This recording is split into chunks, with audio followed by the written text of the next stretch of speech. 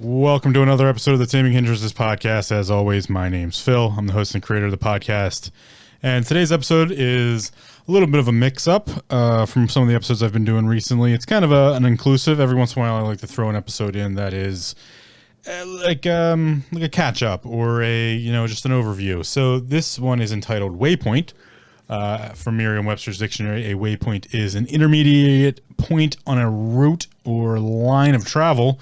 And that's kind of what we've been doing. We've kind of been traveling down this road of self-awareness, mental health, spirituality, all of these different things. I've covered topics from, what the body, mind, and spirit are, how the connections of those two things or those three things go into a conjunction. In the very early stages of the podcast, we were talking about how your outside influences, the world you live in, the influences of the language you use and the relationships, how that affects our emotions, the reality that we build. What depression is, how I classify that. Death, life, we've covered quite a bit of topics.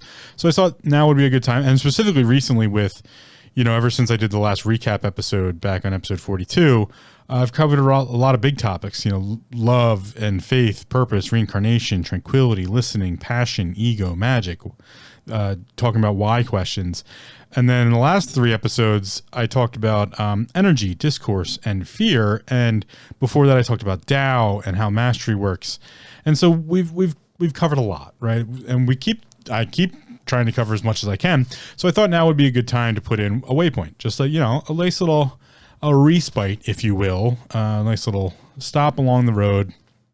We'll pull over, or we'll stop at a nice little maybe like a B&B or nice little village town on a nice little scenic view, if you will.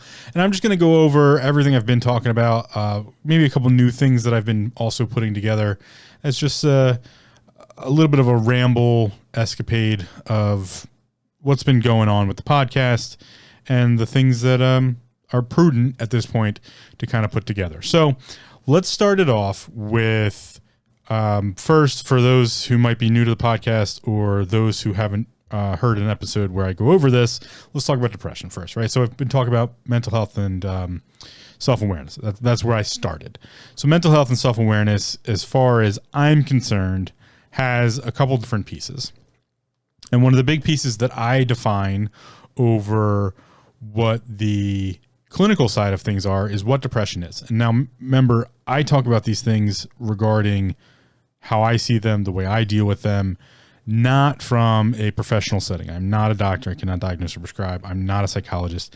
So there is specifically the clinical side, which is psychology, psychiatry, doctors, using medications and counseling and those types of things. That's one side of the equation, right? And if those things work for you, awesome. I'm all for all that. As much as I bash the Western medicine system on this podcast quite often, and even, sometimes in my own practice as a body worker, it's really good at a couple things. It's really good at saving your life. If you're having a heart attack, go to the hospital. But it's also really good at doing diagnostics and trying to figure out what's occurring in the moment. It's not great at always figuring out where those occurrences came from or what the root cause of something is. Something like traditional Chinese medicine, Ayurvedic medicine, they're a little bit better at that. But on the psychiatry, psychology, counseling, clinical depression, those things, they're good at diagnosing. They figure out like, oh yes, this is child-based trauma, this is abuse trauma, this is clinical diagnosed depression. We can try to use medication to correct that. Maybe it is some sort of beta blocker that's necessary because there is some sort of chemical imbalance. They're really good at figuring out if it's actual chemical imbalance or if it's traumatic response. So those things, yeah, there's absolutely a clinical side. And if you want to seek medical help, absolutely go for it. Last episode when I was talking about fear response is good. It's good to be anxious about going and talking to a psychologist and a counselor, but that's because it's a lot to deal with. So yes, the fear response is a good thing. Don't let the fear response control the actual action though. Have a little startled response of like, do I really want to do this? Are they going to be able to? Yeah, that's all good. That means you're actually prepared to have a therapeutic response, to do what I do, which is, body work, which is on the realm of therapeutic massage techniques and those types of things. Bodywork encompasses a lot more than that, but some people need that reference to understand it a little bit more. The first step is for someone to decide to come in and see me. That's the first step. The first step to any of this stuff is decide, you know what? Yeah, I'm gonna become self-aware. I'm gonna have better mental health. I'm going to seek out professional opinions, advice, or help. I'm going to be okay with trying out some sort of medically prescribed something. That's the clinical side of it. I don't necessarily get into the clinical side of it. If you want more of the clinical side and how those things work, I highly recommend going out and checking Dr. Rimka, RIMKA. There's a link on taminghindrances.com/archive. I have a link to Dr. Rimka's website and her background and information. She is probably, I'm going to say, one of the best I've ever seen as far as her approach. And she also has all the credentials to back it up. I could never claim to be anywhere close to the clinical level of treatment that she can provide, as well as diagnostics she can provide. Awesome person, awesome methodologies, right? She also gets into some of the things I get into as well, so even better, right? On my side of things, I deal with depression a little bit differently than most. I talk about self-awareness and mental health and the practices we can use to attain those things, coming from a background of traditional Chinese medicine, Ayurvedic medicine, most all traditional medicines, really. I mean, I've studied alchemy. I've studied the mystery schools. I've read nearly all of the, what's the book I'm thinking of? The Secret of All Ages. I've nearly read all of that book and many other books that go on these things. I've read Paracelsus. I've read Iamblichus. I've read, and a lot of people say these things like, oh, I've read this and read that and read that. I've also drawn conclusions and found connecting lines and let go of the crap that you don't need and picked up the stuff that you do need and then found connecting lines between that. I've studied the body for many years. I have about 15 years working with the human body and the human system. That includes my definition of the body system as a whole. So the human system, a body, a mind, and a spirit. So I've defined that. I've also defined some connections between those things that we'll get into a little bit later in this episode. But with that, I also defined, how I understood Eastern philosophies compared to Western philosophies, looking at the Tao Te Ching, but also looking at Kant and looking at Hobbes and all of these other Western philosophies and how they correspond to the Eastern philosophies, looking at Buddhism and other world religions I've studied quite a bit of. I've just done a lot of self-study in all of these things and been fortunate enough in my life to get face-to-face with people from all different walks of life, all different cultural backgrounds, all different understandings, and absorb as much as I can and then start to put together my understandings. So that's where I come from. And, maybe that doesn't necessarily do it justice, but I try to keep that part as quick as I can because I like to be humble. I don't really like to talk about those things too much. I'm not amazing. I don't feel like I'm amazing. I just have specific skills that maybe others don't have the time to cultivate like I have, and am able to put these conclusions together due to my experiences. And I like to share them because ultimately I like to help people where I can. And even farther than that, I think the best way I can define it is I like to be of service to the community. I think everyone should be of service in the community. Maybe it shouldn't be forced because if it's forced, it's not real. But in some way, you should do your best to be of service to the community if you can.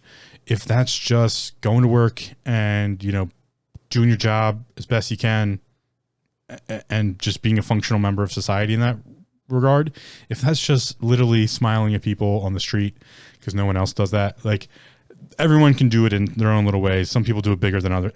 Don't get into the game of, I'm more of a service than you're. No, that's not how this works. I don't play that game. I also don't play the who's life's worst game. That's a stupid game. Don't play it. Everyone loses in that game. So my big things, be of service to the community if possible, but want to do that. And then also another big thing I do is how I define depression. So that's the background, and here's what it got me. I define depression as uniquely how you see the world. It's the culmination of every experience, how your body works, how your mind works, how your spirit works, the interplays with those.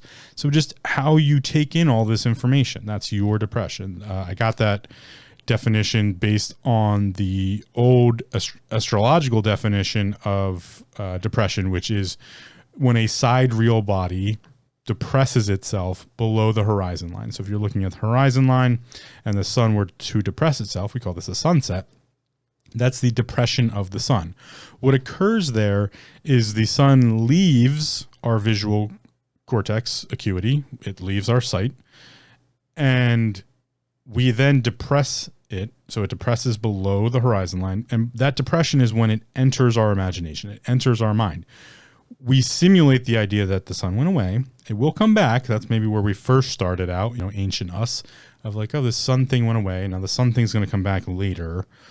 And then, eventually we built a solar system model, and we're like, okay, the sun does this trip thing. And then we thought the earth was the center. And then we're like, no, it's the sun is the center. And then we for a while, we had this orbit theory of, things orbiting around the sun. And then we're like, no, that's actually not true. We don't just travel around the center line of the sun. That's kind of preposterous because the sun is hurtling through space.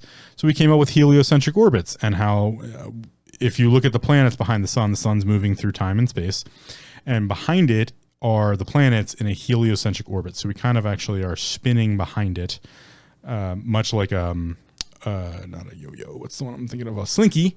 Those are heliocentric circles. The slinky, that's the circles on a slinky when you pull it apart and they spiral down. That's heliocentric. They all spiral around a singular point, which is the sun, but they do it so in a spiral pattern behind it. And, so we upgraded that mentality, but that all came from the understanding of depression. And to depress something, a sidereal body, something outside of the planet Earth, that's a sidereal body, is entering into our imagination, entering into our mind, and us simulating what occurs there. So everything around us is part of our depression. The way we see the world, it's the rose-colored glasses or the dark nightshades we wear. It's all of that. It's the way we hear things. It's the way we taste things, see things. It's all of those things. It makes up part of our personality. And with that, I say that depression is one of the most unique things to you. It actually is the most unique thing. Everyone's depression is absolutely unique. We really got to get away from saying, oh, I understand. You fucking don't. That's the whole point. It's the depression that makes us unique. And yes, we can have connection, and we can have community, and we can have similarities, and we can draw these things together and be connected. But the depression itself is unique to the individual. So saying you may understand a piece, and that's great. Being sympathetic and being empathetic, great. But saying I understand and then dismissing the uniqueness, not an okay answer. That doesn't work that way. With all of this is another big part of what I talk about on the podcast and how I look at things is I take the connotation out of things. I don't treat things in the negative, positive light that a lot of people let things fall into. And that's how language works. And that's how social norms get miscued. And that's how people can control the narrative. So I get rid of connotation. One of the ways I get rid of connotation is the next steps. We had depression, right? That's uniquely how you see the world. From there, I added in my understanding of how the universe kind of cycles, how it works in that regard. The first thing is one of the universal laws I found from all of the things I've ever read is that there's this thing known as balance, and the universe finds balance no matter what. It's always seeking balance. One of the ways you can think about it that is known as pressure motivation. Pressure motivation means to find balance. So if you have a high pressure system and a low pressure system, they meet and they balance out the pressure systems, and thus we get a weather event. If you're talking about the atmosphere, we get a evening out of liquids, if you want to talk about it that way. So there's always these things called pressure motivations, pressure balances. With that idea that the universe is always seeking balance is the next part of that, which is it's doing it asymmetrically. Symmetry is not balance. Asymmetry is not balance. Asymmetric symmetry is. So if you find balance, it could be symmetrical, but it's typically found asymmetrical. One of the analogies I use there is when we're talking about a teeter-totter, or if we're talking about a RV, driving an RV, and these ideas of small corrections. If the reaction to the imbalance is a overaction, then there's no balance. It's just going to be a reaction to an overreaction. And it just continues on that way until there's smaller corrections to get it back down to balance. And then on a teeter-totter, the balance of two things could be two people on one side and one person on the other side, and they somehow balance each other out. But have you ever been on a teeter-totter and it's not like perfectly balanced? It's like one side's a little higher, but that's balance. It balanced itself out as like one's a little higher than the other. That's asymmetrical balance structures. So that's what the universe is doing constantly. It's constantly trying to find asymmetrical balance. And in doing so, we get a lot of different functions, and those functions follow a specific cycle. Now, here's where I typically get into some trouble, because I usually like to, not only do I bash the Western medical system a lot, although I do say it's great for saving lives. They're amazing at that. They're also massively overworked and don't have the time to not be indoctrinated and not, look at other practices, because this is what they know, this is what they taught, and they have too many patients not to do that.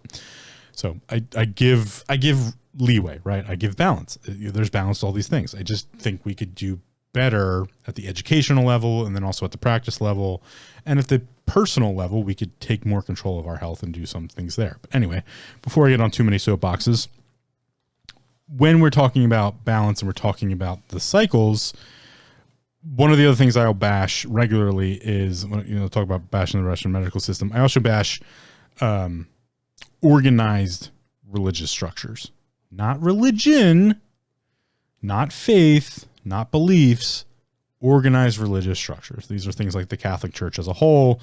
These are things like the organization of Christianity and its different participant parts, all who decide, what you're supposed to understand. This goes for all the Abrahamic religions, really, Christianity, Judaism, and Islam. It goes for other religions too that are culty or have, anytime someone is standing in front of a bunch of people and telling them what they're supposed to believe, and their interpretation of something is the only interpretation and should be taken as 100% truth, that's dogma, that's organized religion. And it's not the answer. It's not correct. You need to read these texts yourself. You need to understand these stories yourself.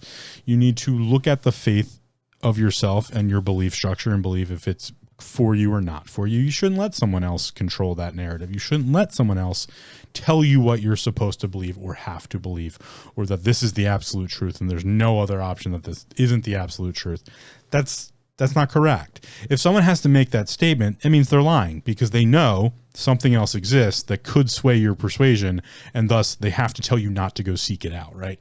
That's just logic and reason function. So I'm not for organized religion. I'm absolutely for, though, faith and belief.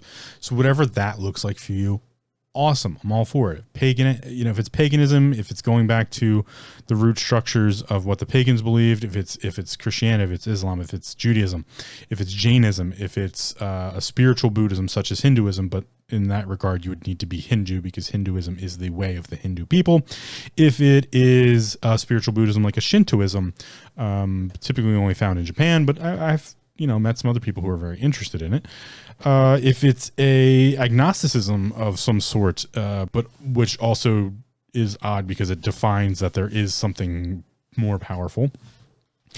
If it's any belief or faith structure that deals with your spirituality, I think it's intrinsic to humans that there needs to be this thing known as spirituality, that it's part of being humans. We have the body, the mind, and the spirit. And I'm going to get into that a little bit later yet.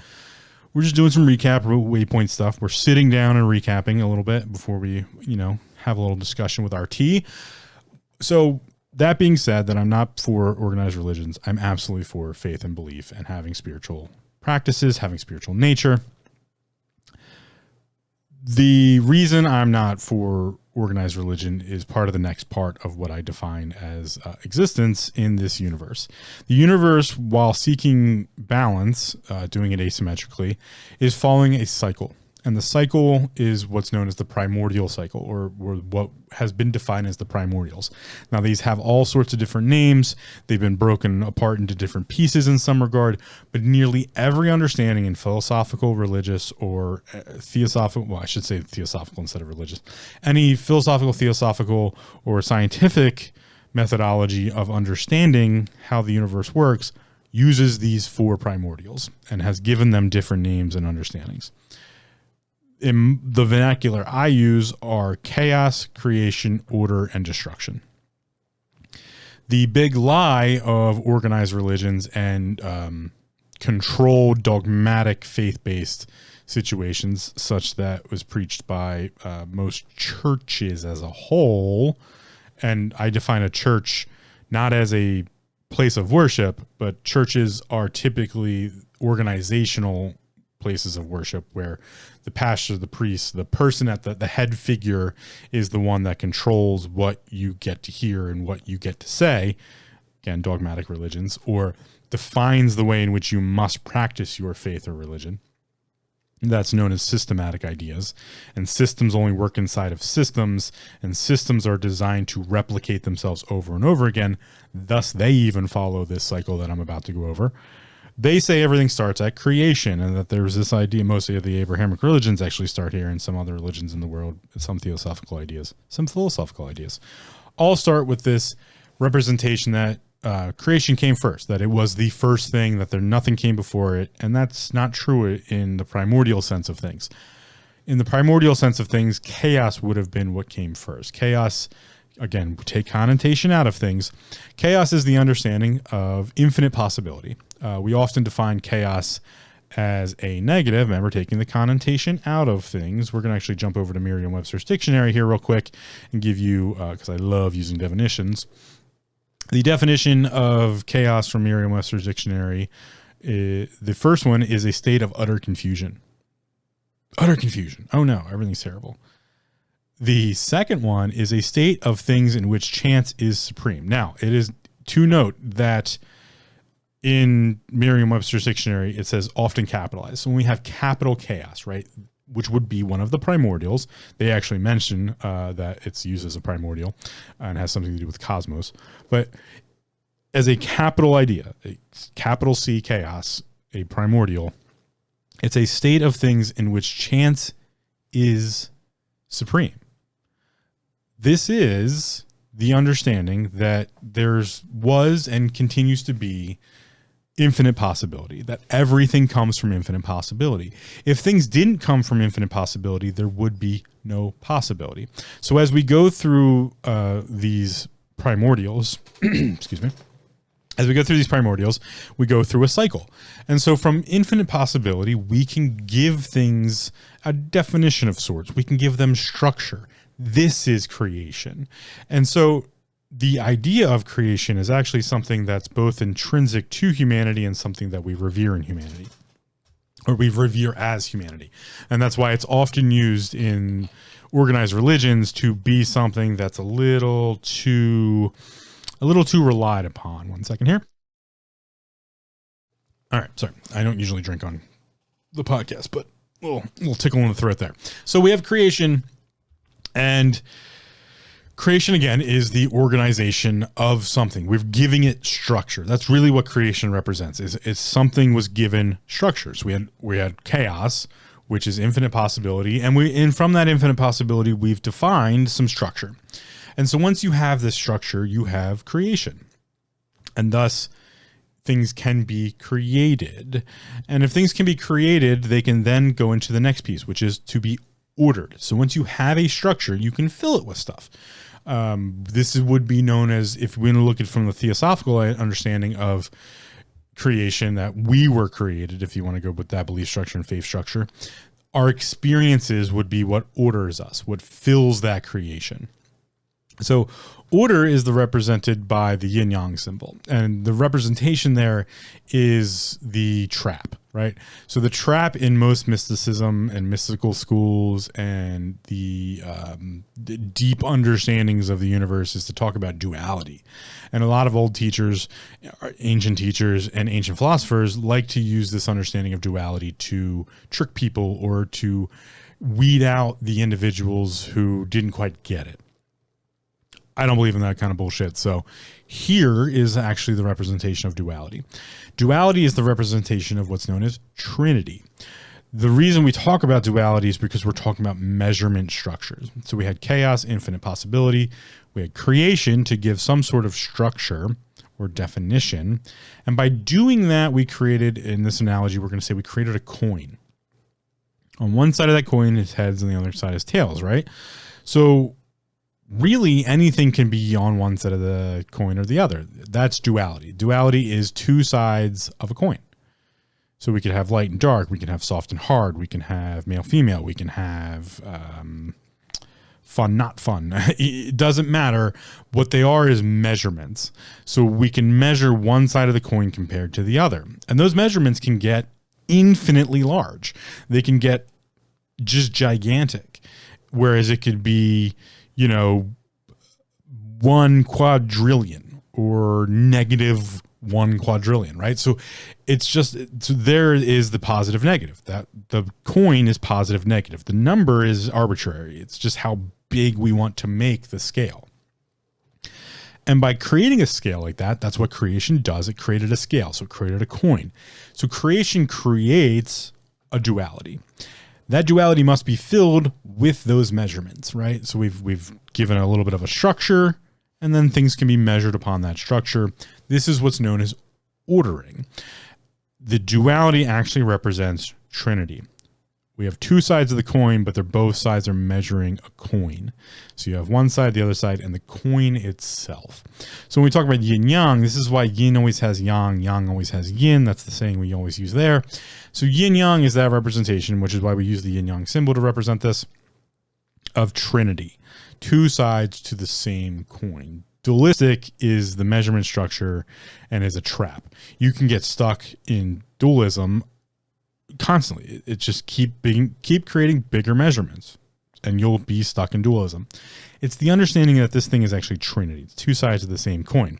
And that's why you can never separate yin from yang, and you can never separate yang from yin, because they're just two measurements of something, whatever that creation defined. If it's the option of light or dark, if it's the option of, which is really, by creating one thing, you create two things. You create the opposite of it. And without that balance, be it asymmetrical or, in its pressure motivation, you've created both. So creation is the dualism. Ordering is the trinity. That's where we often get mixed up. The yin-yang system also usually gets mixed up in representing dualism or duality. Creation was duality, right? So we had singular and then we had dual. So creation would be dualistic. And then we have order, which is trinity, because we're really talking about one specific thing that we're feeling the measurements of. We're figuring out what is the absolute limits of these things. Because they will eventually have, even though I say, there's infinite measurement there, it's not chaos. So it's not infinite possibility. It's just how many slices of that measurement you really want to break up, and it's arbitrary because we use numbers and functions like that. There is a pressure motivation limit. And so once something is ordered, it becomes complete.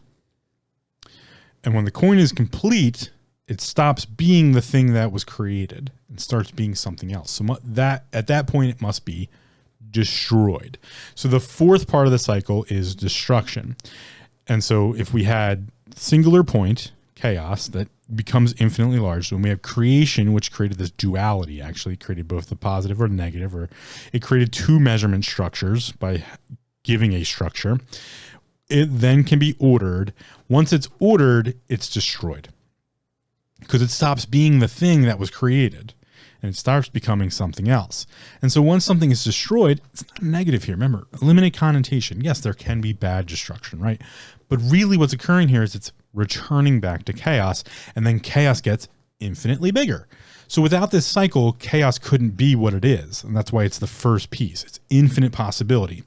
And because it's infinite, it must be continually increased. And to do that, something must be destroyed that was first created and then ordered.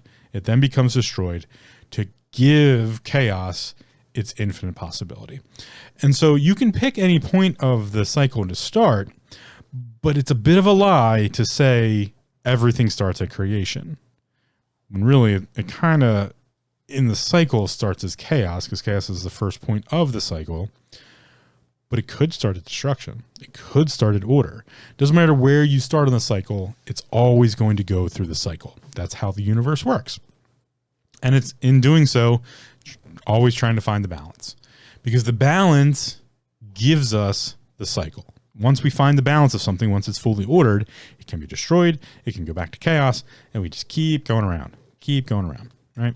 So that's essentially as close to a nutshell as I can get of how the universe works in the grand macrocosmic, microcosmic balance structures of all of that. Now, from the whole depression thing to the cycles, chaos, creation, order, destruction, we come back to what I was talking about in between those two things, which was we have the mind, the body, and the spirit, typically represented as body, mind, spirit, or spirit, body, however you want to organize it. There are some connections there. And I spent a lot of time trying to put these connections together. As a body worker, I work with the human body quite a bit, but I learned early on in my career that I wasn't just doing that. I wasn't just working with the body. In fact, the body is somehow one of the ways that I work with the mind most often than not. And on occasion, occasionally I'm able to work with the spirit as well. Now, the spirit is an interesting defined option, right? The spirit is part of humanity that isn't necessarily understood, and everyone really needs to define that for themselves. If you want more on these subjects, I have episodes 22, 23, and 24. I really dive into what the body, mind, and spirit is all about. I call it body, mind, and other back then, but it's really, body, mind, and spirit. That comes from episode 21, where I was defining self. I define the self as body, mind, and spirit. It has to be all three pieces. Can't just be one or the other. That's really important for understanding self-awareness and mental health, and then also projecting into spirituality. And some people come at these from all different angles. Where you start on the cycle doesn't really matter. You're always going to come back and, find chaos and then move through the cycle again. Pick a point, you're always going to go through the cycle. So some people start very spiritual in their lives. They have a good understanding of why they're here, what they want to do with this life. Maybe they have an understanding of reincarnation, or maybe they have an understanding of a faith belief structure in which they are going to exalt for a specific reason to their god or gods. And all of humanity is always we've always from the very beginning been seeking this out, right? We've been seeking out some sort of position as to why we are in the universe, why this thing called Earth exists, and why we're on it, and why we're kind of a little bit in control of what's going on here. Not fully, but we're up on the scale, we have technologies and all these other things. And that gets into what I call true magic. And part of the connection I was talking about earlier, how I was going to talk about, we have body, mind, and spirit, and there's some connections there. Here's where we're going to get into that a little bit. But before we get into that, we need to have one specific understanding as to what humanity's truest trait is and truest skill is. And it's something that's been hidden in a lot of textual writings and a lot of ancient teachings for a very long time. And some people have gotten really close, but not all the way there. Some understandings of how this works are almost there, and it's been defined very differently throughout history. One of the words, and the word I'm going to use, just to kind of stir up the pot a little bit, is this word called magic, and specifically magic with a K. We've looked at magic in all sorts of different ways throughout history. In some facts, there's whole communities who believe heavily in the practice of magic, but they don't always understand the idea of what magic really is. Now, there are a specific subset of magicians or magic users in the world that are known as chaos magic practitioners, and they're pretty darn close as to what they're doing, but not every practitioner knows as much as the other.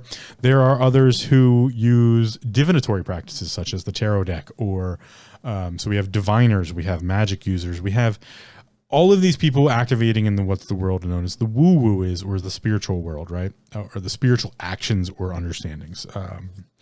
We have an individual like Cliff High who uses linguistic understandings of just how our vernaculars work and how our linguistics work in looking at the power of the human mind to predict things due to the languages that we're using. So he did web scrubbing, and I'm not doing this any justice. He's a super smart dude, and he created all this programming himself and better defines it than I do.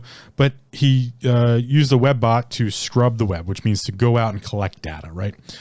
And he found by collecting the data on forums and news articles and stuff like that, the human mind has a little bit of precognitance to it. So we will start to use specific languages before things actually happen. And so you can have what he calls predictive linguistics, which means if a gardening, I think the example he uses is if a gardening forum starts talking about, stops talking about perennials and starts talking about some crazy event that's going to occur, like a deep winter, or, which has something to do with gardening, but maybe not. But then maybe they start talking about a war or some tragic event or something like that. Then there's something to that, and it can be used as predictive language. This has to do with the fact most people would call it psychic nature, right? It's a leaking out of the mental capacity, the mental power. Why did I bring all that up? Because it comes back to this word called magic, right? And magic with a K is inclusive to that whole subset. Divination practices between tarot readers, astrologers, and all these different practices that we have practiced from the dawn of time, as far as I'm concerned. Some sort of prediction as to what's going to happen next, or some understanding thereof of why. And this gets into one of my important things that I've brought up in this podcast. I don't like to ask why questions, because why questions are spiritual questions. Why questions are fully subjective. There's very little objectivity to them, and they answer specific reasonings for ourselves. So if you're going to ask a why question, you're asking a spiritual question and should be avoided otherwise. So when we ask these why questions, we can do it using theosophical understanding as the religions. This is why I say organized religion's very dangerous, because if one person or one group is answering why, it doesn't fit everybody. That's not how this works. Remember, depression is uniquely who you are. My whys are not going to fit your whys. We might have some similar whys, but they're not going to specifically answer each other's, right? So with that understanding, coming back to this word called magic, I define magic very differently than most. I believe the magic most people are practicing, they're practicing very regularly and they just don't understand it. Magic is the action of using the greatest skill humanity was ever given and has access to. In fact, this would be what fills in the blank to what the god or gods gave humanity, or whatever your creator gave you. Some people call that willpower, or gave will, or gave choice. It's defined very differently throughout all understandings. What we're talking about is imagination. The greatest skill of all humanity, as far as how our material world, the world we live in, which is I've talked about before, is this light-based system. You live in a world of hard light, but this is already getting quite lengthy, and I'm trying not to jump too far down the rabbit hole here. It's just a waypoint. We're just chilling. We're just hanging out, have a cup of tea at the stop point on the way. But I have gone very in-depth into how the universe is balanced and how this thing called pressure motivation works. I've also talked about how you live in an electric universe, which is light-based, so everything is light. There are different parts of light. So there's light we can see, there's light we can smell, there's light we can touch, there's light we can interact with as far as hard light, the walls and the floor and the earth itself and those molecules, and how it's just a frequency range, typically measured in the Hertzian frequencies, which is the understanding of the trough and the crest of a wave, and how that also corresponds to the electricity we use, which is AC, not DC. DC is true electricity. AC is a transformation of that and a misunderstanding of what true electricity is. And true electricity comes from the passing of the magnetics over the dielectric plane being that of the counter space. And there's this whole 9 yards of how magnets work, and go look at theory apoptosis, Ken Wheeler. link on the archive. All of this, I have links to somebody who talks about this on taminghindrances.com/archive. Plenty of resources there to go check all this out. He gives the best breakdown of how this all comes about as far as how electricity works, and it's a passing of the dielectric and magnetism, a crossing there. And so with that understanding, we kind of can say that, yes, we live in an electric universe because that's constantly what's happening. And light itself is an electrical function and is a frequency, and thus everything is light. Russell Walters talked about this, or Walter. I always get it backwards. It doesn't matter. So with that, we have this understanding of imagination, right? And imagination is the act we humans get to do that brings things into reality, right? It's magic. To take something in this simulation in our mind, this imagination we have, and bring it into reality is true magic. All invention is magic. All creation is magic. All, language and voice and communication is magic. That's why words have power. In fact, we had, I talked about in one episode, it's called kodadama. It's a Japanese word for the power of a word. It has kodadama, it has magnitude. And with that understanding, you can look at something like The Secret, or you can look at those posters, the wish boards, I think they call them, how people bringing something into fruition, or the law of attraction, how these things work. Now there's some misrepresentation there, because you have to remember, like, there has to be balance, right? So if your imagination is that there's nuclear war and the whole world blows up, there's plenty of other people to unbalance that and be like, no, I don't imagine that. So it doesn't occur, right? So we're constantly in this psychological battle a little bit into people who want to be like billionaires and they want everybody else to fucking suffer. And then the other people who are like, no, I'm totally cool with, like, if everybody just has enough to get by and have a good, comfortable life, right? So that's what would be considered a spiritual war at that sense, because one of the spiritual powers we have is this thing called imagination, simulation. The magic, in my definition, is the reaction in which we get to take it out of the mind. So first we depress a bunch of stuff. It all gets depressed into our mind, and then we get to create magic. We get to take it out of the mind and bring it into materium. We get to invent, we get to create, and thus we too are creators. And so if, even in that whole sense, not to, sit on my laurels too much, but if you want creation to be the first thing, then you too are a god. That's how that works, because you have the ability to create, to invent. That's one of our greatest skills, most powerful skills human has, is to do that, to make something come from the imagination, the simulation world, and bring it out of depression into materium, into the world around us. And so we too are gods. In fact, if you want to take that one step further, we're actually gods of the fact that we're omnipotent presences over our body. So stepping back to this mind-body thing, because that's what we're going to define first here. Bodies are made up of trillions upon trillions of cells, bacteria, all of these organisms doing two specific things: replicating and living. And they're living to replicate. That's what they do. They're just trying to live. They're trying to exist. And they're doing it very thanklessly, and they're doing it very organized. You're essentially a walking coral reef. You actually are much more complex than a coral reef, but coral reefs are quite complex. But you're just a walking coral reef, right? You're mostly water, a bunch of cells and organisms living in that environment, creating a structure that's all symbiotic to each other and just doing its thing, right?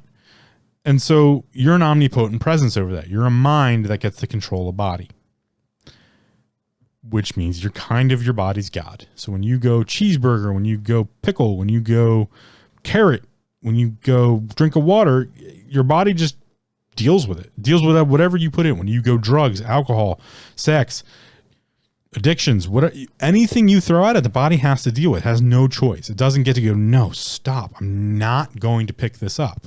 I'm not going to do that. In fact, it tries sometimes when the body fails to do something, action or recourse. We just don't listen. That's the idea of addiction, is that we don't listen to the body and what it's telling us. And we have this whole endocrine system. We have a nervous system. We have the 7 systems of the body that do all these things to tell us all of this stuff all the time and give us all this signaling that we don't pay attention to. And thus we get to be a god. We get to just be like, no, body, I'm not going to listen to you. I'm going to do whatever the fuck I want to do. It's not the best way to be, but it is classically defined as that would be an omnipotent presence, which would give you godhood over your body.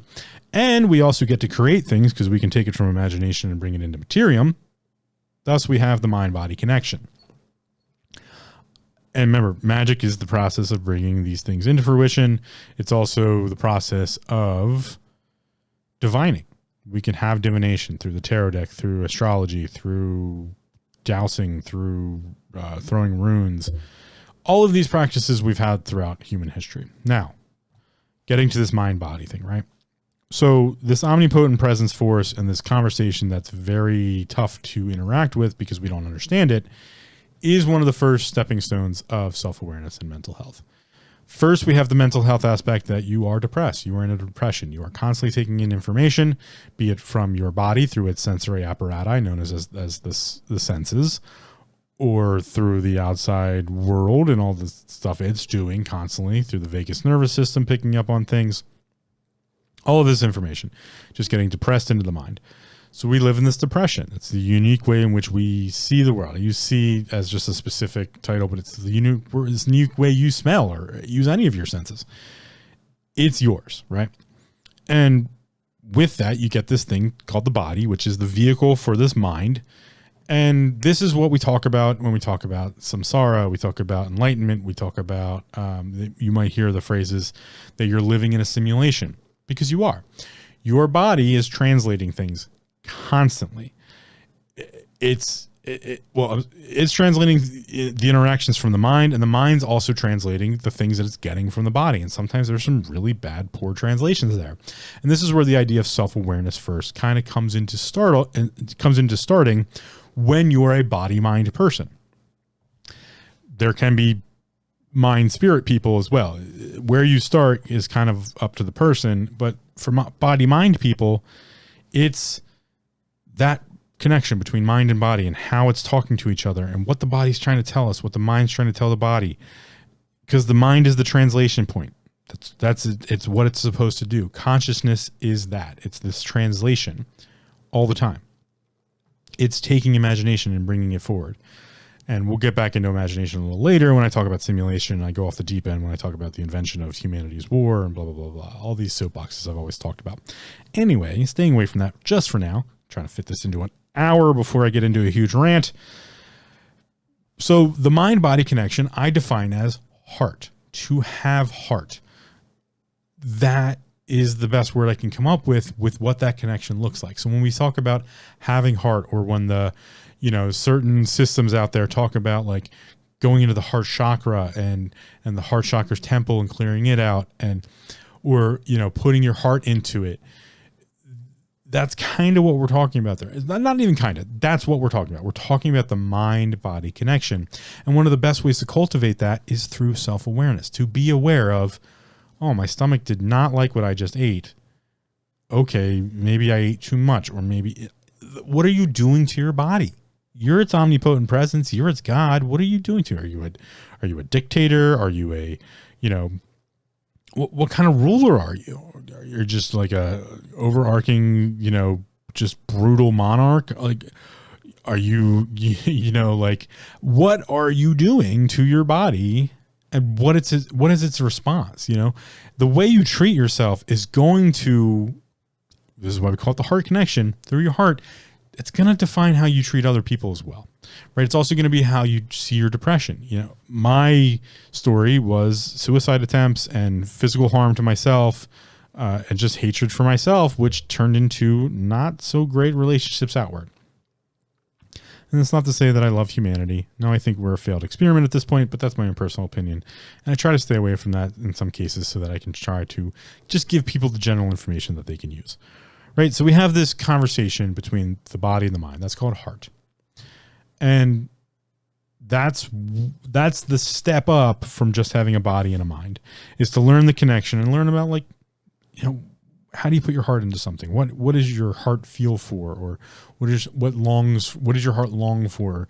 That's the connection between mind and body. And so that's one of the steps on the realm of self-awareness. Now let's step to the other conversation that happens. The mind is the translation point between the body and the spirit. And I'm going to go off on a long tangent about where that looks like in spirituality, but let's start with mind and spirit now, right? So we have mind, we have this house of the depression, house of ego, house of consciousness, where all that lives. And then there's this thing called spirit. And spirit is an understanding of universal nature, universal law, things that we don't understand, the answers to our why questions. As few of those as we might actually get to answer. We also have a whole set of instincts, not instincts, a whole set of senses that are spiritual senses, like instincts, intuition, that little, feeling the erector pili muscles, your hair standing up, when there's this interactions that occur. I talked about intuition and how that all leads into imagination. That was back in the late 30 episodes. That spiritual side of things, right? The answer to our why questions is the downloads people are talking about when in the spiritual communities, when the woo-woo communities, when they talk about getting a download or talking to spirit or having those conversations. And again, we're going to get into that a little bit later here when I go off on a tangent, as I usually do. But those translations to the mind and the mind back up to spirit, that's called soul. The definition there is soul. And the reason for that is to understand what spirit is and what mind is and how consciousness works in that regard. Going back to Ken Wheeler stuff on, electricity, right? To create electricity is a passing of magnetics over the dielectric. Dielectric is the counter space, what we don't really understand. Magnetics, something we poorly understand. Both fit into the realm of spiritual in some cases because they create one specific thing, which is the translation between spirit and mind. The only way we can understand spirit or all the other etherical and other things out there in the universe that we don't quite understand is to have them translated into the mind. And when that occurs, when we supplant spirituality down into mind, we have a soul. So when we use the word soul, something like Iamblichus or someone like Iamblichus talks, you can read the theory of the vehicle of the soul, right? So taking this thing known as spirit or whatever it is, giving it some sort of sustenance that's not actually substance, and applying it to a physical form. That's to insert the soul, the conversation between spirit and mind, into a body. So the soul gets planted into a body, and so you have the vehicle for the soul, which is defined as the body and mind connection, heart, to give something a heart, or have heart, that connection, that conversation. And the top part of that is soul. Soul's what's added to give that function, or meaning, if you will, which is what a lot of people do a play on to, coerce you into believing one thing or another, is to be like, here's your meaning in life, and this is what you're supposed to live for. No, you answer that for yourself. That's the answering of why questions, the answering of spiritual questions. Also uniquely who you are, right? So we have depression, which is the mind. That's uniquely who you are. We have your body, which is a weird chemical makeup of all this other stuff, your experiences and genetics and the things you put in your body and the things you do with it. That's uniquely who you are. And then we have spirit, which is the home of your why questions, or how you answer your why questions, also uniquely who you are. So top to bottom, body and spirit, housed in the mind, home of the depression, uniquely who you are. Conversation between body and mind, heart. Conversation between mind and spirit, soul.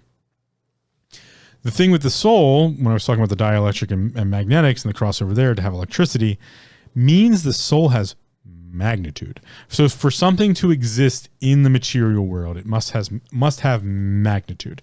Material world being the world we live in, this reality that we've created and defined for ourselves, because it is a simulation, which we'll get into here in a second. The soul, having magnitude, thus has place in time and space. So anytime something has magnitude in this material world, it has a place in time and space. This is what allows for us to use statements like soul food and use words like, cultural soul, the soul of a culture, the soul of a nation. It's giving it magnitude. It's giving it a place in time and space. So to have soul is to have a place in time and space, have magnitude. Why does that matter?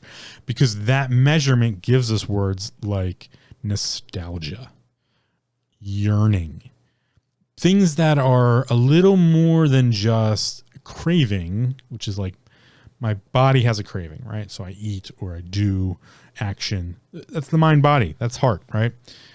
Then there's this thing like call to a higher power, yearning, pull on my soul, soul mates, a different understanding that's not quite material, but has magnitude. It has some sort of place in time and space. Air is typically a representation of the etheric or more towards the spiritual side, because air is all around us, right? And it has magnitude, but like we don't see it or think about seeing it. We actually see all the space in between. We see all the things that fill the space where air then isn't, but it also is. It gets a little complicated, I know. But if you think about it in that regard, like it's something that's there, but we don't necessarily interact with it like it's a physical thing there. That's the realm of soul, right? It has magnitude. And the more magnitude something has, the more, I don't want to use effect or affect, but the more it is. I know that doesn't necessarily make sense, but that's just kind of how you have to think about it in that regard, because that's what pulls us into things when we talk about reincarnation and we talk about the long sleep and we talk about the importance of different things can be weighed, right? Because of their magnitude, the effect and effect. And so this understanding of magnitude is the understanding of the soul. The soul has magnitude and thus has a place in time and space and can be referenced, which is a very important thing. So it can get into our translation. Without that understanding, we could never even talk about or even try to fathom spirit, whatever the definition you place there, because without that magnitude, that place in time and space, we have no reference point. The body we can reference very easily. I can touch myself. I can touch walls, and I can use its senses, because it's its senses, not specifically our senses. We use its senses to create in our minds a simulation. So we live in a simulation, right? And with that understanding, if we're living in a simulation, which is our interactions of this physical form to the physical world or materium, then we can look at why magnitude would matter, why something having soul or putting one's effort into something or putting one's heart into something would matter, because it translates upward. It translates into this understanding of magnitude, which means something can have soul. So a nation can have soul, a culture can have soul. A particular type of food can be called soul food. That's a cultural reference. So culture is a spiritual thing. It's the organization thereof. It's the magnitude thereof. So it becomes a why question, a subjective idea, not so much of an objective idea. And with that understanding, we can have theosophy, we can have religions. We just got to be very careful of the organized sets of them. We can have understandings like Jainism, a wonderful theosophical / philosophical understanding of how karma and dharma works, something that's often quite misrepresented and misunderstood. We have this understanding of karma, which a lot of people say like, oh, that was your karma, or, oh, they got instant karma. There's no such thing as instant karma. Karma is multiple lifetimes. Dharma is this lifetime. So that's the misunderstanding. But I highly recommend checking out Jainism if you have any if you want to have any understanding of karma, dharma, and those interactions, and also reincarnation and how that works with the long sleep and different understandings of how we cycle through the cycles. Jainism, great understanding. interplays with Buddhism, and also for the Hindu side of people with Hinduism, the way of the Hindu people interplays there, and how they understand it, all of these interweavings. It's what also gives us, not Jainism, but this understanding of soul and heart and the connection there, which I've never defined, nor am I going to define just yet. We can look at something like Buddhism and how Buddhism can be applied, because Buddhism is a philosophy, not a religion or theosophy. Buddhism is a philosophy first, a way of understanding the world around us, and thus can be applied to different things. Now, Taoism also applies Buddhism, but Taoism is a specific understanding of the universe. We can look at, you can be a Christian Buddhist. The Buddhism is a way of living the physical material life, and you can add those philosophical understandings to spirituality if you'd like, or theosophy if you'd like. So it's an I don't want to call it an additive, because it's not. It can subsist on its own. It's a well-rounded understanding, but I can go on and on about that as well.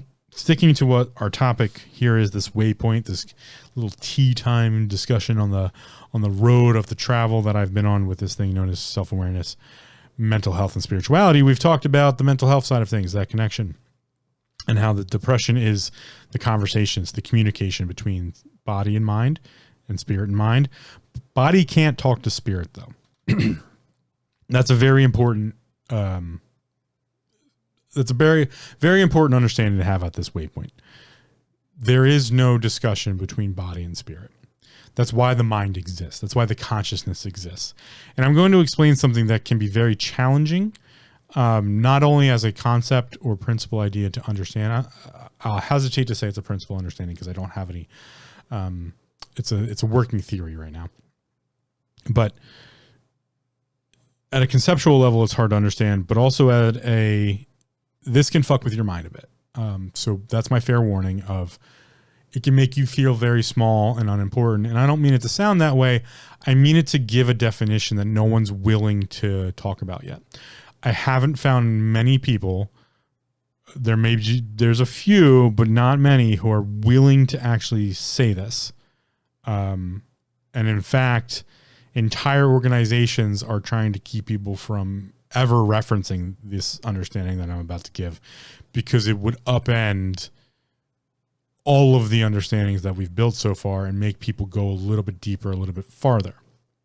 At this juncture, I would like to say there's a lot of people out there, quote unquote, waking up or talking about this thing known as the awakening. And it's an important subject.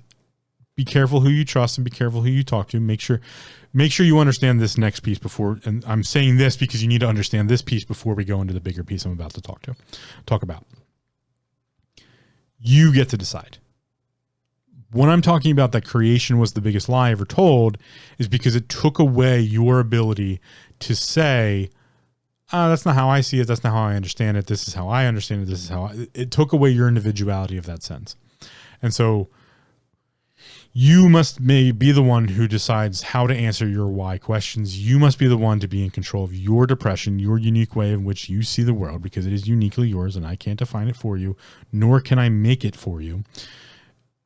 You need to have your own heart, your understanding of your mind-body connection. That is the core subject matter of self-awareness and mental health as I represent it, my vernacular for it. Without that, it's very hard to grasp the next set. So if you're still working on that, awesome. This is just a waypoint. We're still traveling down that road. I'm going to throw some more crap at you. If it doesn't make sense, you just let it go for now. You don't interact with it right now. You can even just head off right now. Head over to taminghindrances.com, check out the archive, leave a review. I thank you for listening. You can just close this episode out and move on with your day. Totally okay. Go back and listen to a different episode, or, move back into some of the other material that I talked about. But that being said, that goes for everybody. That goes for everybody in this whole quote unquote great awakening or awakening phase. And I'm going to give you a woo-woo understanding of why, because if you look at the astrological side of things and you look at what's called the ages and how things go through these cycles that I was talking about, we're coming to the destruction cycle of one specific thing. It's called the age of Aquarius. No, I always get that wrong. The age of Pisces, the fish. There we go. We're moving from the age of Pisces into the age of Aquarius. The age of Pisces, the fish, the school of fish, is that. It's a collective organization of the fishies making community, inventing things and building society. That's what we've been doing for the last, I don't know, couple hundred years.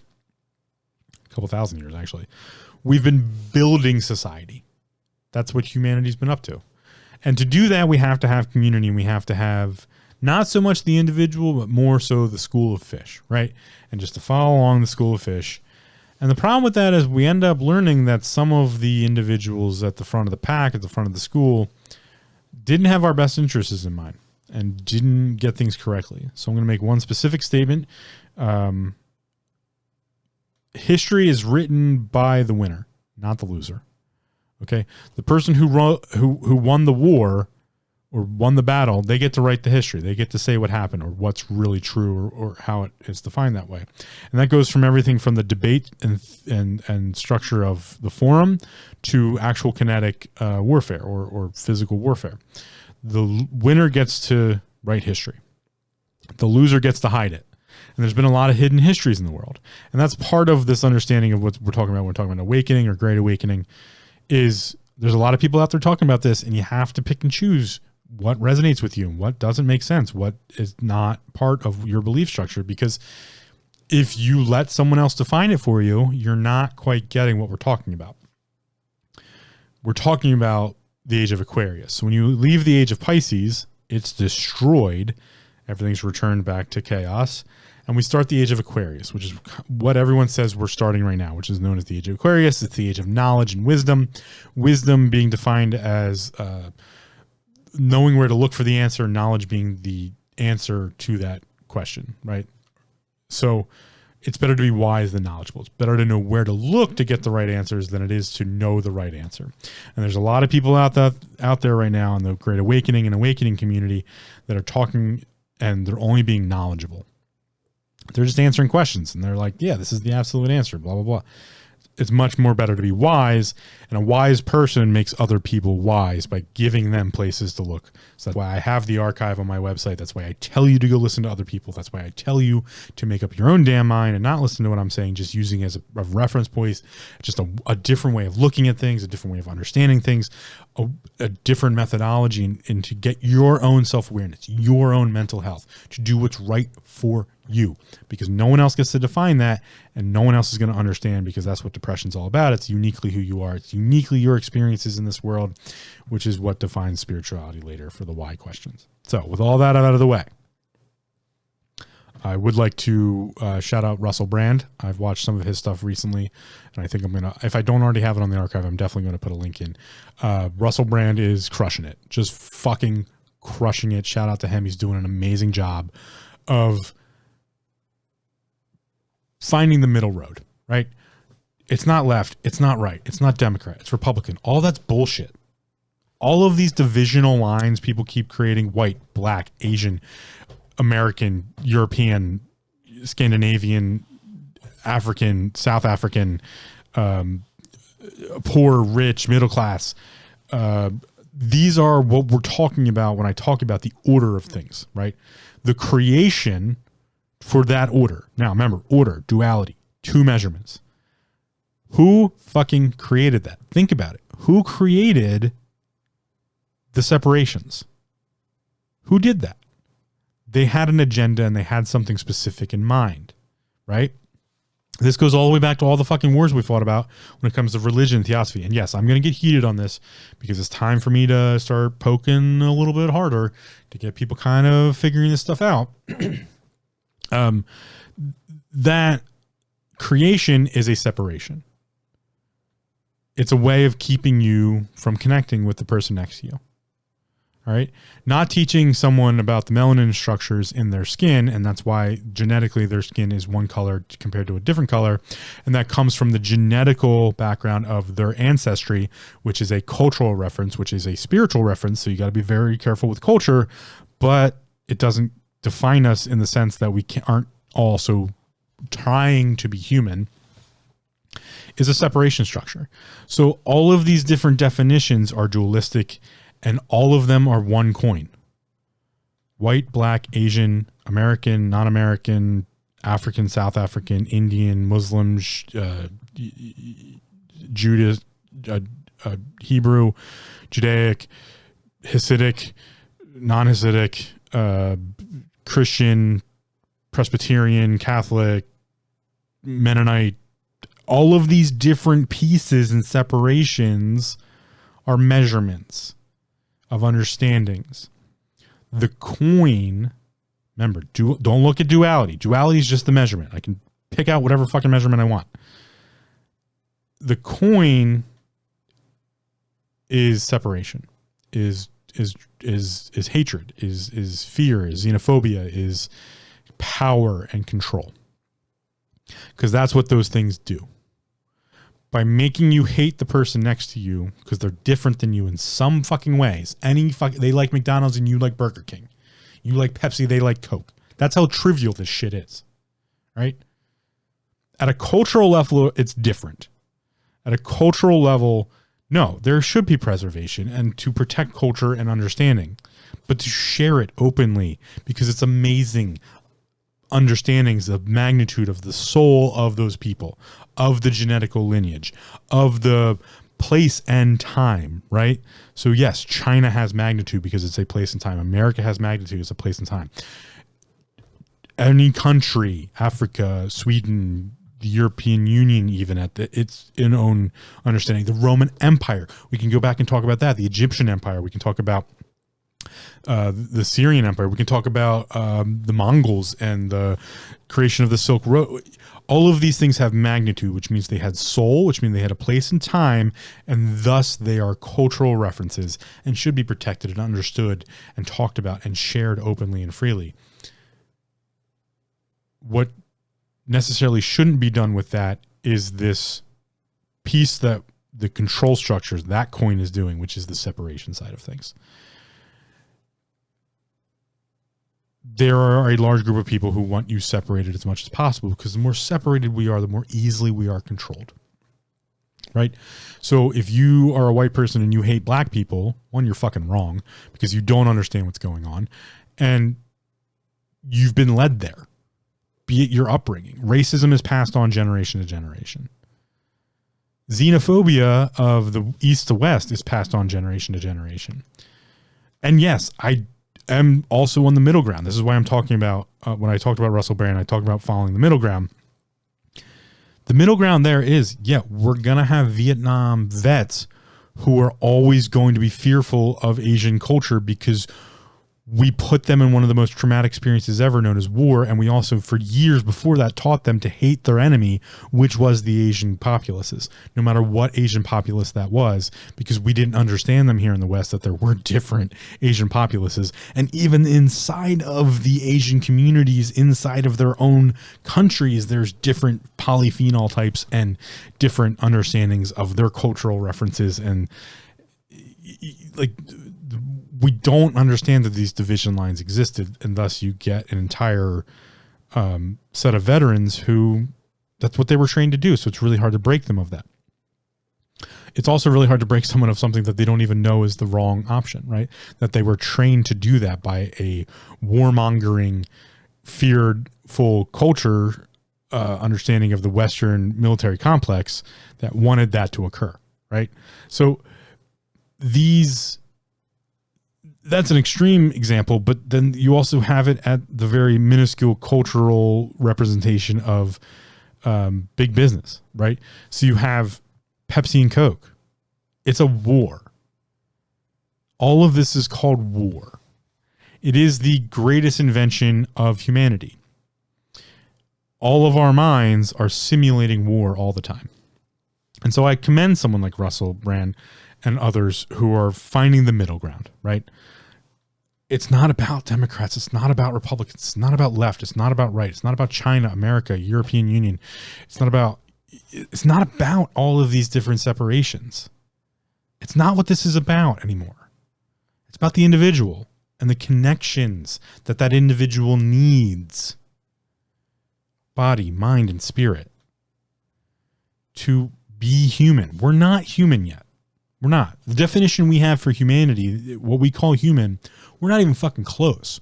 We have ultimately failed as an experiment. The United States of America has failed as an experiment overall. Doesn't mean I'm anti-American. Fucking love America. We're full of amazing people. But no one wants to think that. They just want to get that whole representation of, oh, Americans are fucking, gun-toting, blah, blah, blah, blah, blah, blah, blah. No, that's just a misunderstood representation. In fact, it should just be a funny joke. It should just be a meme. Like, that's funny. We should laugh at that because it's not true. Yes, there are people that act like that. Absolutely. And a lot of times there's people who act like that jokingly because they think it's funny. It's just a meme, right? But people take it to the serious idea of a divisional line.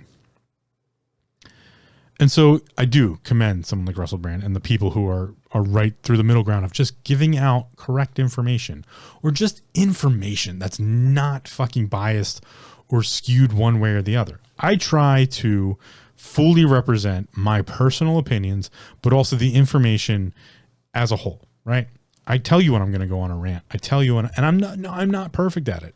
I actually do a pretty poor job sometimes at it, but it's the idea of giving out the information and then you figuring out whatever the fuck you're going to do with it. That's the most important part. That's self-awareness. That's mental health. That's leaving the age of Pisces and going into the age of Aquarius, which is what they define as the awakening or the great awakening or becoming awake, not woke. That bullshit is bullshit. And we all got to wake up to the active idea that wokeism is a funded idea. Someone is funding the practice of wokeism because wokeism is a separation. You got to go back to the ordering of things. If you can be woke and not woke, the coin there is more separation. People who are woke and people who are unwoke. People who bring their, non-plastic grocery bag to the store and people who just grab a grocery bag there because they fucking forgot theirs and their kid's at home and the kid just wants some goddamn milk. But they had to get eggs too, and 17 other things because their life's so fucking tragically upset over the idea that one income can't sustain a family because Woodrow Wilson created the Federal Reserve, and ever since then, Americans have been in debt and haven't been able to get out of that debt. So now both parents had to go to work, and thus there was no single income, and now both parents are working, so no one's there to raise a child, and now the child's abandoned, and abandoned childs are only going to do more abandonment, and then they're going to find a separation between that generation to the next generation. I can go on and on and on and on with this shit. It's everywhere. The more you look, the more you find it. Once you understand what I'm going to talk about next. War.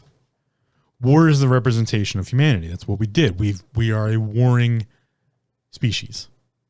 One species, singular, with many different structures to it, right? We're a singular species that has this genetical coding thing, which gives us all of these different beautiful cultures.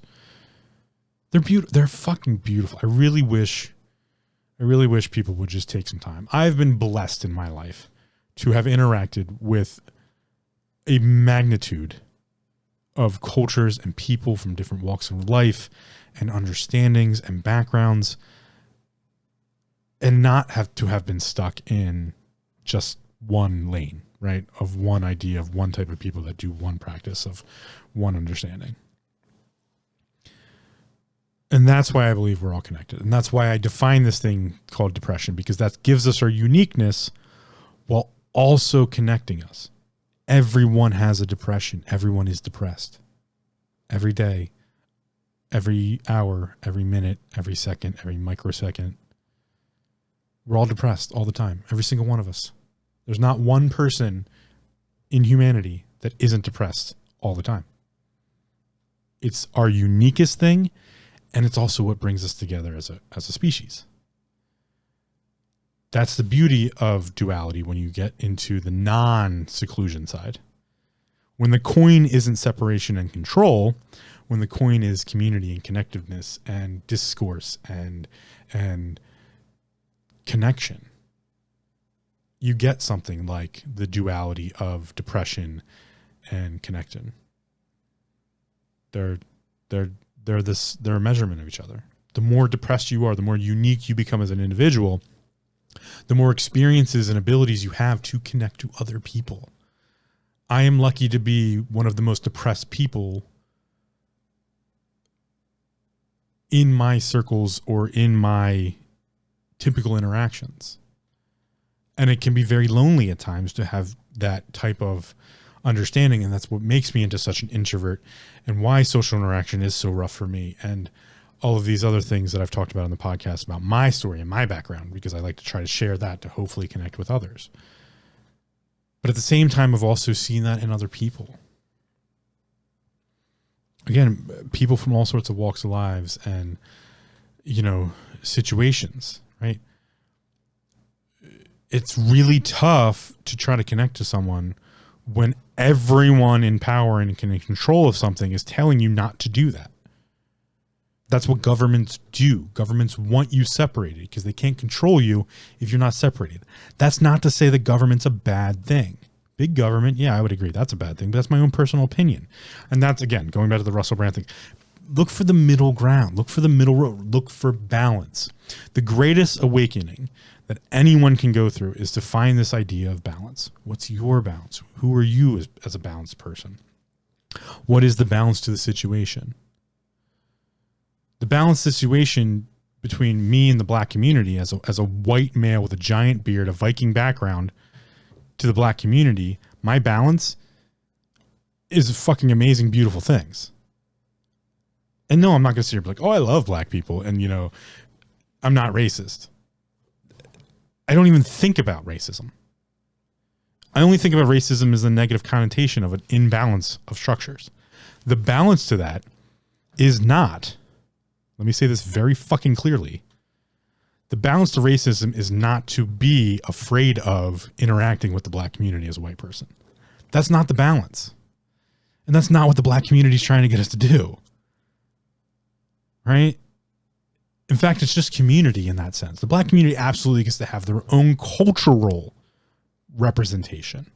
That's the beauty behind culture. It gives soul. It gives magnitude. They're the first ones to classify it.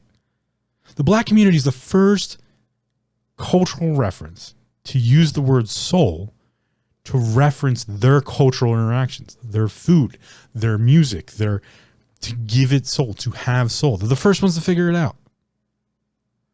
And so my representation, my balance to interacting with them is to typically say, I don't quite understand. I don't. Your depression's uniquely yours, but I get to look for the connections there. No, I'm not a big fan of rap music. I love hip hop and R&B though, typically without lyrics, but I love the beats and the sounds. And I'm talking specifically about the American black community because I've met some of the African black community, but I have fewer interactions there. But soul food's fucking great. The South and the differentiations there's just so many beautiful interactions that I love that I get to say, I don't quite understand. Teach me about it. Show me what's up. That's a fundamentally important piece to growing as a person. To find a situation where you're like, I'm not quite sure how to interact with this because I don't quite understand it. And then to interact with it and find understanding and find connection. While understanding the representation that they're uniquely who they are because their own individual depression. Not every black person is the same, right? Not every white person is the same, not every Asian person. Those titles and those representations is just bullshit. It's a person. It's just a fucking human being trying to be a human being. It's just a person. You get groups, some of them together. Yeah, we get a little scary as groups. That's how we are. But if that person, their entire life has been taught that they're supposed to fit into this subcategory,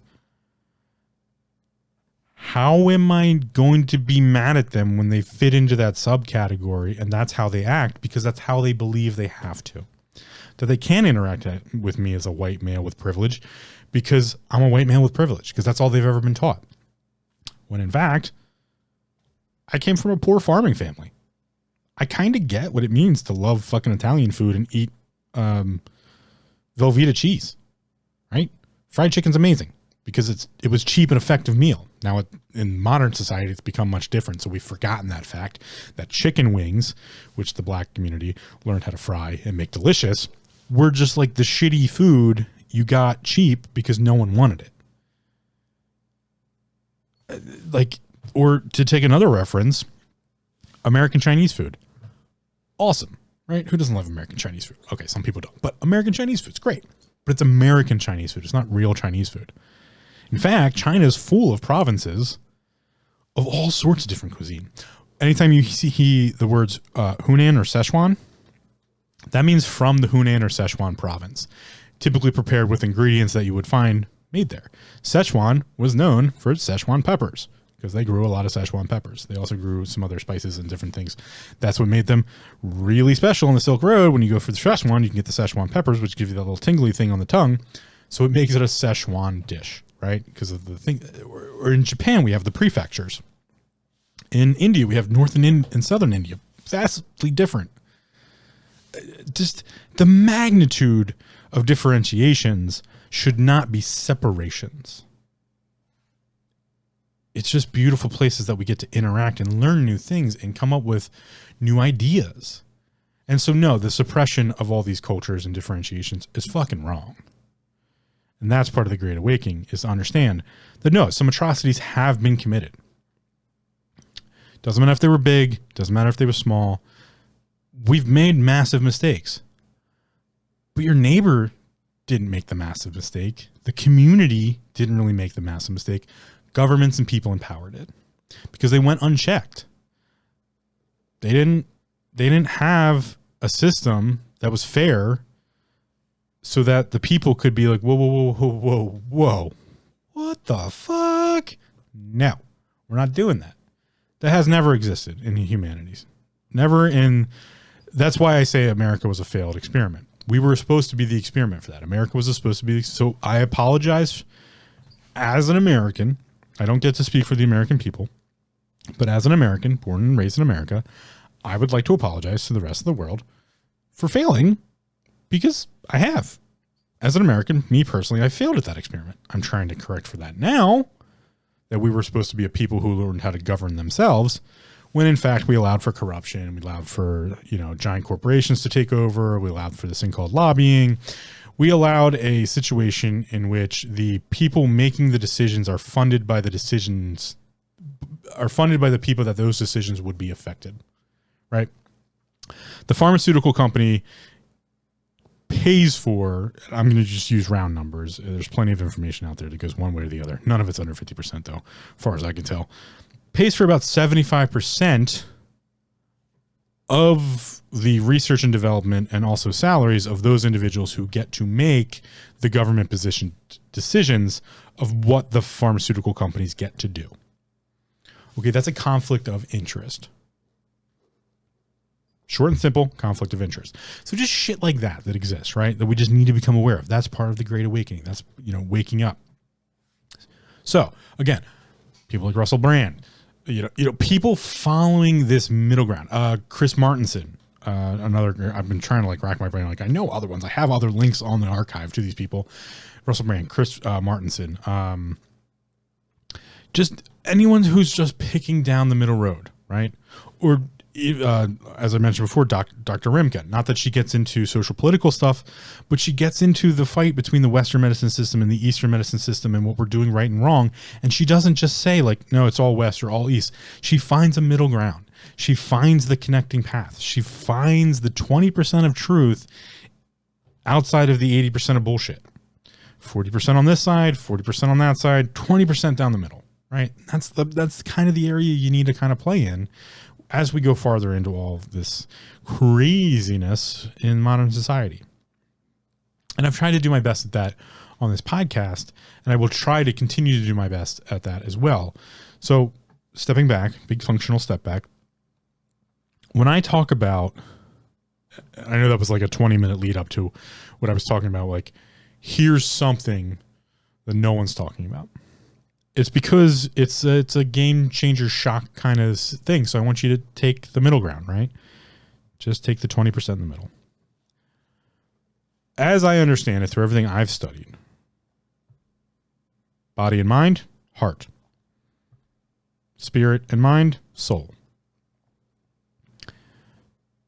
To the spirit side of things, and all of the different understandings there, fundamentally or functionally, there is a place or a thing known as the void. It's commonly referred to as the void, and most people will say they don't understand the void. I think I'm comfortable at this point saying that I have a functional idea of it. I don't necessarily have the vernacular to describe it, but I have an I have an analogy for why, again, spiritual question, answer to a spiritual question is a why answer, subjectively. Why it's really tough to kind of talk about, and why some people refrain from talking about it. And also most scriptural writings, theosophical writings, philosophical writings, and just general understandings don't get into it. And that's kind of the realm of things that I deal with. So I'm going to use my martial arts background here because it's the way I understood it and come to the statements of it. So I'm going to have to give that to you real quick. In Neigong practice, which is internal martial arts, so the cultivation of the internal practices, there are steps along the way. And specifically, there's the Shaolin methods of understanding it, which has 6 pieces, which is really nice and simple to kind of portray. So I'm going to use those.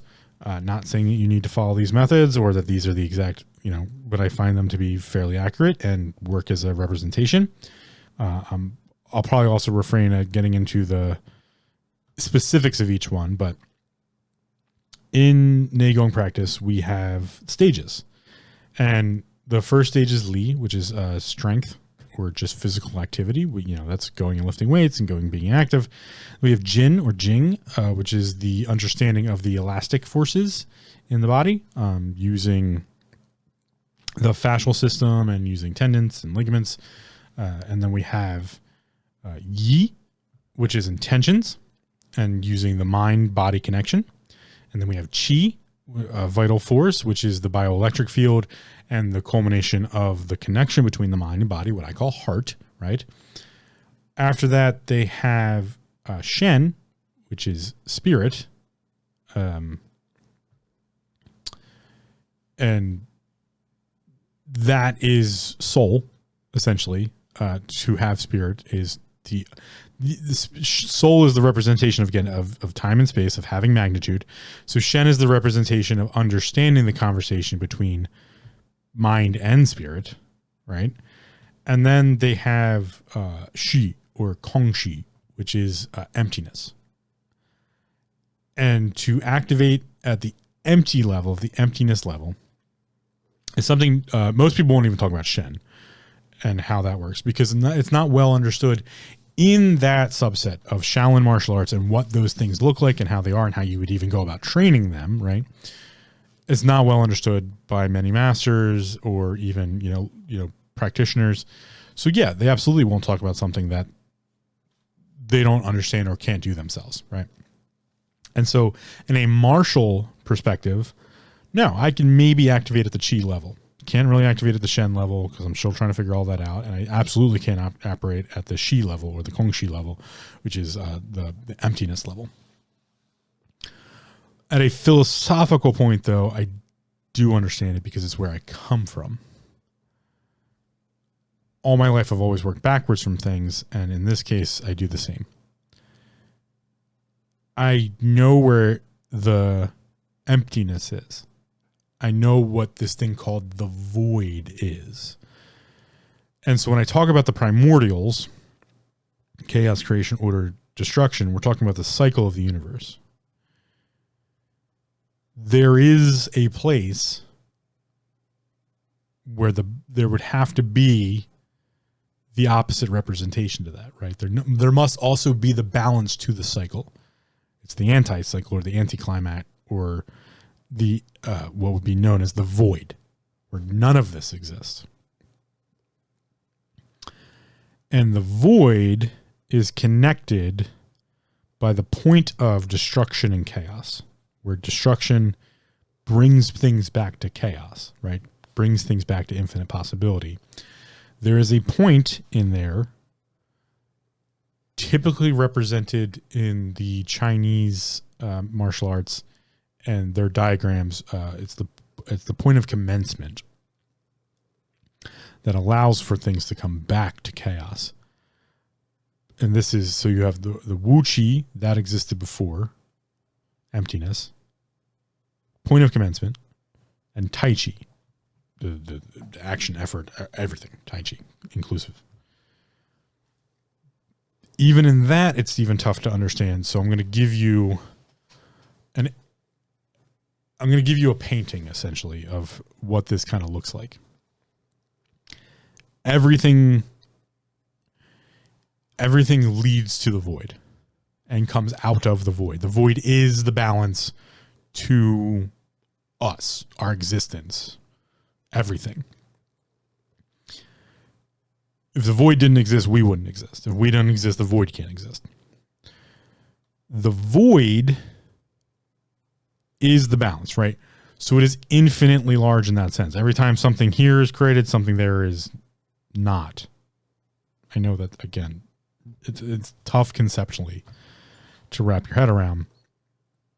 So picture the void being far out to one side and Earth, us, existing far out to the other side.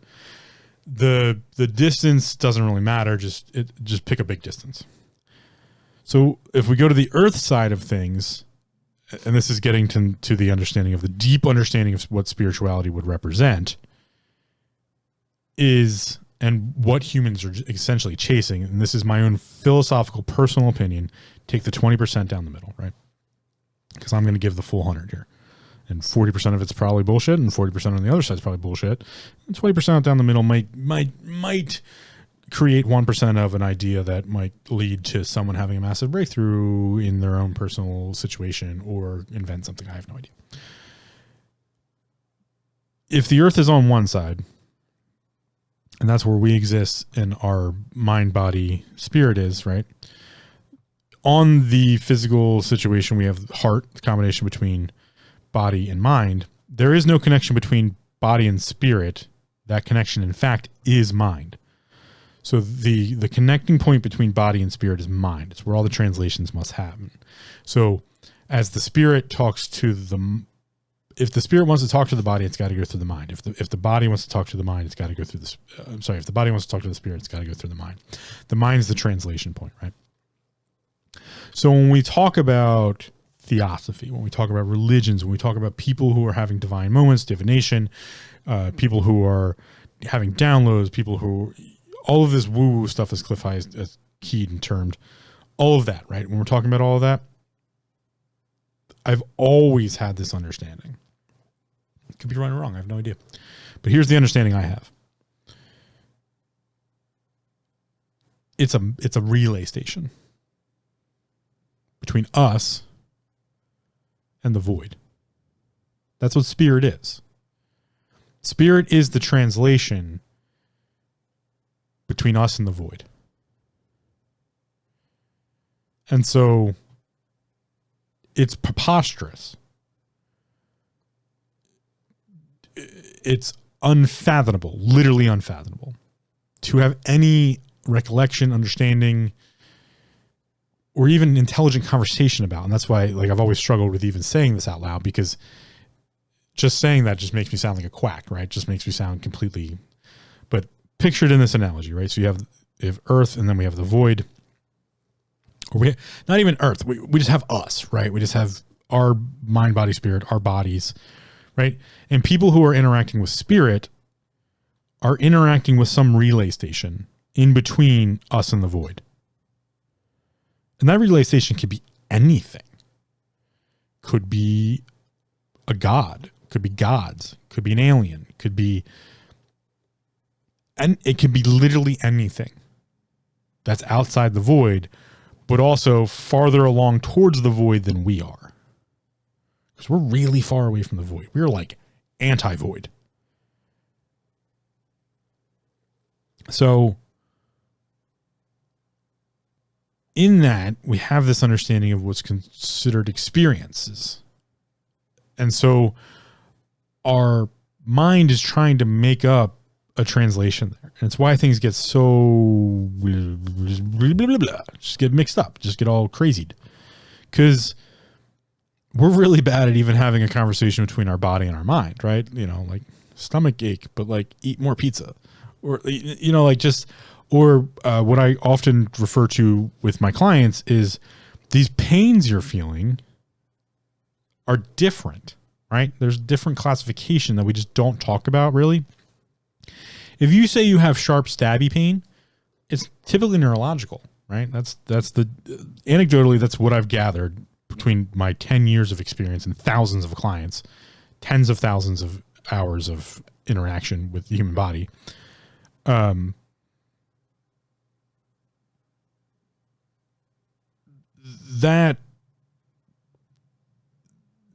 sharp stabby is neurological, right? Not dull, but like sharp stabby is neurological. Achy or deep is bone, kind of, or not kind of, but like that's kind of where I go with that. It's like, okay, that's bone. And this will make sense here in a second. And then we have sore, or so put sharp and stabby together, neurological, achy, burny, bone, sore, tender, muscle. That's 3 layers. Just like body, mind, spirit, us, intermediary, void, however you want to define all that nonsense, or not nonsense, but stuff. So when I work with the human body, I don't just work at a specific thing, or you have to take it all together. A dull, a burny, achy sensation in the ankle could be a miscommunication of the muscle groups at the hip that are putting too much pressure on the bone, and the bone's like, why the hell do I have any pressure on it? The whole system of the physical form, this body that we get to inhabit, has this muscle, tendon, fascia structure that keeps the bones from feeling pressure. They're supposed to just float around in there. That's what allows us to fight against gravity.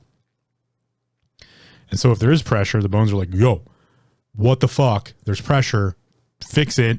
What are you doing? Pay attention. Hey, fix it. Same thing with the neurological system. If it gets something wrong with it, you get that sharp stabby because this neurological system's like, hey, I'm pinched over here. You know, I'm supposed to be paying attention to all of the shit that's going on all around us all the time, keeping us alive. Fix this, please. And then we get the sore and kind of, you know, tender, which is the muscles going like, hey, well, we're tired over here. You know, this is going to cascade further if you don't pay attention. So there's these different levels. And so one thing one place could totally represent somewhere else. You know, like I could go on and on and on, and I have in other episodes. I'm trying not to do that here because we're also coming up to the 2-hour mark as usual, and I'm still rambling on. So when we talk about this thing with the body, mind, and spirit, and the conversations there and the translation points, we need to think about another translation point between what we consider spirit and void. Unfortunately, what a lot of people try to do is get their body to talk to the void. You can't. The body can't talk to the spirit without the mind, right? There's no fucking way the body is going to talk to this void thing.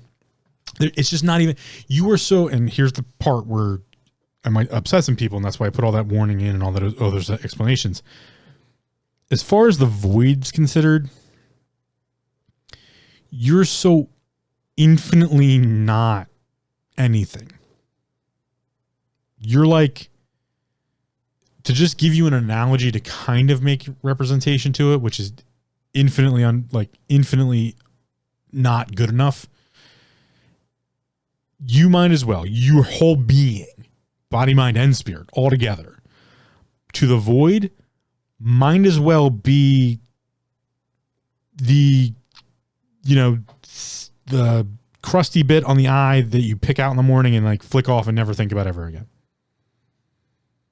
Like you're less than a grain of sand piece of trash has no meaning. What's like not it's not even fathomably useful. It's you don't even think about it.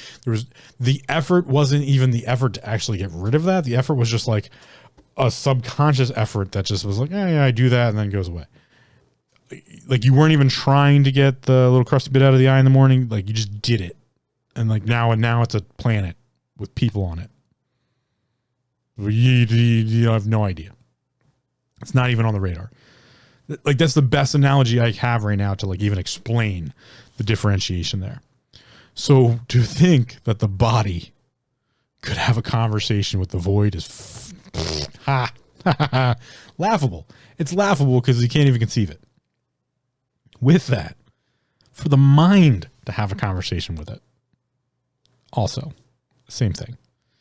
That's not even at the level of picking a booger yet. We're at like wiping an eyelash away. Like it's just nothingness. And then to think about the spirit of the human body, the bioelectric field and its conversations, to have a conversation with the void is at the level of scratching an itch. That's how vastly different these things are. So we look to the relay points, right? We look to the points of understanding, the answers to the why questions that can allow the mind and the spirit, soul, our souls, to try to have a conversation. But they need translation first. So how do we translate between the void and us? God, spiritual understanding, answers to why questions, reincarnation. And reincarnation could be defined as the distance of travel between where we are now to the void and back again. And so when we talk about the long sleeps in reincarnation, how a being may sleep for a long period of time and then become reincarnated over centuries, millennium, the distance of travel, even though it's minute, it's almost instantaneous. Time doesn't matter in that sense. Remember, the void, there's no time to the void. So in that period, if you want to call it a period of time, if you just want to think about it as a period of time, that's fine, or a distance, they could be relaying back and forth. So the interactions that diviners or people of religious order or spiritual order or spiritual healers, bioelectric field energy healers, just people who just have like that great sense of, things, what they could be interacting with as a transactional level is an intermediary, is a translation point. There just could be some being, who died to us thousands upon thousands of years ago, just on their little trip out to the void, and they just happen to get like a little frequency, a little radio station, little walkie-talkie action, and then so they pick up and they send back some information, and then we try to figure it out in our soul, our connection between our spirit and our mind. We try to figure it out, right? Whatever they sent back, and what they sent back was like garbly-gook nonsense that we have no idea how to translate because we don't have that translation ability. It's not there, right? And at the same sense of that, in the grand scheme of it all, we could just be an energy source of sorts. We could just be a cattle. We could be a commodity. The idea of humans and whatever spiritual process or bioelectric or non-void thing we have could just be another resource in the grand scheme of it all. That's the definition of macrocosm, microcosm, and the vast misunderstanding and disunderstanding and non-understanding we have of all of these things, right? Somewhere, someone or something poked it. And there was so much infinite vastness that the words we use in our current cultural representations and societies is this thing known as the void. And again, we are so infinitely not that the only analogy that I can give you that might even make sense, just to kind of grasp the concept, not the principle of it all, the concept of it, is that Earth and everything that comes along, our solar system, our sun, is essentially just woke up, rubbed the eyes, and flicked the crusty bit that I used to know the name of out into existence. And that became a solar system with inhabitants. Like, that's just, and like our actual spiritual presence or whatever else it is that humans are is like wiping an eyelash away to that. Like, it's just, it's nothingness. There's no actual consciousness to it. And the interactions we have with spirit or gods or spiritual interactions or spiritual experiences are actually conversations with what would be considered an intermediary. And that intermediary could definitely be an alien race light years away who have a ability to pick up on whatever it is we're shooting off into space when we do that. And remember, there's no time and space to that because time and space is at the soul level, the magnitude level. Spiritual would go past that. You know, light speed would not matter. Like, that's not a factor because light goes beyond what we consider visible light speed. The universe goes beyond that yet. There's more to that. We just don't interact with that because, you know, we have the physics that we have right now and the understandings we have right now. And it might be that we're not supposed to understand it, right? That because we could just be a cattle or a commodity of sorts, a plant in the idea of the universe. Like, that's the minusculeness of it all. And that's not to say that it doesn't mean anything. Because the balance there, macrocosm to microcosm, is the experiences. That's what we're here to do. It's what all the texts have always said. We're here to experience. For what for? You get to answer your own why questions on that one. But clearly there's a reason, or we wouldn't exist. That's the principal understanding. That we're balanced to something, or we wouldn't exist. We could be an asymmetrical balance to something, or maybe there's an asymmetrical balance to us, and however, whatever way you want to think about it. But we are necessary. We're just not sure what for. Could be a fucking conglomerate of alien races that bred us for some weird scientific experiment. But maybe that scientific experiment keeps the universe from disappearing. Cool. We're pretty fucking important then, right? Who knows? Who knows? It's kind of a beautiful understanding in that sense. Who knows? So that idea of we're here to experience. Why? Remember why questions, spiritual questions, important questions. Why are we so ingrained into experiencing separation from one another? It doesn't make any sense. At least not to me. And that's our stop. That was our waypoint. That was our little stop on the travels here of understanding spirituality and understanding mental health and self-awareness. Why are we so ingrained in separating from one another? Doesn't make any sense. I'll catch you on the next one. We'll come up with some new topics. This was just again a waypoint. I'd gotten about 16 episodes since the last time I kind of did like a recap or like a breakdown. So I thought I'd put another one of those in. I do those every once in a while. It's just kind of a starting out point for people who are new to the podcast. I know I'm long-winded by nature. It's really hard to go back and listen to hours upon hours of some of the stuff I talk about. So this is just one of those little like, hey, we're on a little trip. We stopped at a waypoint. We met some people. We had some tea. We brought them all up to speed. And we're back on the trip again. So let's go build some connections between each other. Go find those middle ground people. Wake up to what's going on around you. Be more connected with one another. Have some discourse. Control our fears. All of that, right? And I'll catch you on the next one. Check out taminghindrances.com/archive for all sorts of the resources I was talking about on this episode, all sorts of resources from other episodes, and just things I find interesting or I think people should know about. If you have any inkling of having me speak at an event you're you're holding. I'm available for booking. If you head over to the contact submission form, taminghindrance.com/contact, there's a booking contact submission form. You can send that. You can also on that same site or part of the site find our general contact submission form or a review form if you'd like to leave a review. I read out spiffy reviews on the podcast. I've never gotten a review, but it'd be kind of cool to get one. My big thing always, my viewpoints do not always agree with or should not be a reflection of them, but purebulk.com, I am an affiliate of theirs. They are an amazing company that supplies supplements in any form or function that you really want them in, and any type of, really supplement that's out there. They have it. You can also check out Cliff High's Pure Sleep, which is a great sleep aid.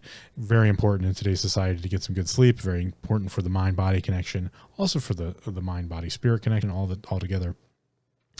What else? Oh, use code Taming Hindrances for 10% off there. I get a small commission on all sales. And that's it for now. I'll catch you on the next one.